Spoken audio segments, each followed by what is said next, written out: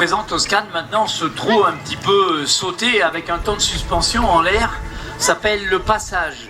C'est une attitude que le cheval peut avoir de temps en temps quand il est dans un pré, quand il va courtiser une jument.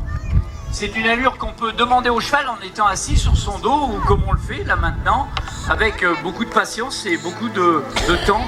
On va obtenir de l'animal ces allures qui au départ sont naturelles. Le reculé qu'il vous fait par contre n'est pas une allure naturelle chez le cheval. L'herbivore dans un pré, il va fuir en partant droit devant lui. Il ne reculera pratiquement jamais, surtout sur une distance aussi grande que celle-ci. Et vous avez vu tout à l'heure que le cheval reculait pour pousser un adversaire ou piétiner un piéton. Le cheval peut se mettre debout sur ses postérieurs. Cela permettra, avec ses deux sabots avant, de venir frapper sur le casque, sur le homme d'un piéton. Et deux coups de sabot comme ça vous envoie boulevard des Allongés dans la boîte à sapin. Plus de soucis.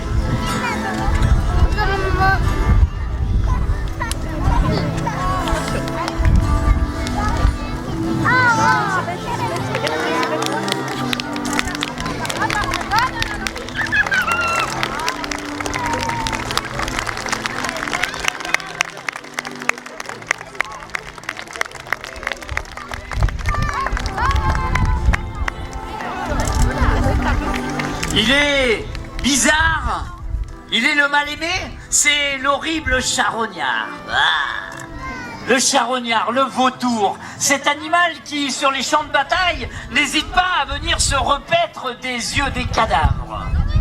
Il a une tête longue et fine, pas de plumes sur sa tête, pas de plumes sur son cou, c'est pour mieux rentrer à l'intérieur des cadavres. Il va venir manger le foie, le cœur, tout un tas d'aliments qui seront intéressants pour lui et riches en nutriments. Dans le cœur, il trouvera un muscle gorgé de sang. Dans le foie, il trouvera du zinc, du cuivre. Allez, va, Choupette. On l'appelait Choupette. On l'a appelée Choupette parce que, comme c'est le mal-aimé, un petit peu, nous, on voulait un peu prêcher pour sa paroisse. Alors, Choupette, vous voyez, quand elle est comme ça, quand elle est au travail, elle a un peu d'émotion et sa tête vient presque rouge. Quand vous la regarderez tout à l'heure là-bas, posée sur son perchoir à attendre tranquillement son tour de travailler, eh bien vous verrez que sa peau va changer de couleur complètement. C'est un oiseau qui vit en Afrique, qui fait un petit peu moins de 2 mètres d'envergure, 1,80 m, Choupette. Choupette. Si vous prenez le temps de la regarder de près, vous verrez que la nature a bien fait les choses. Autour de son œil, elle a même fait un petit trait bleu. Hein, c'est joli.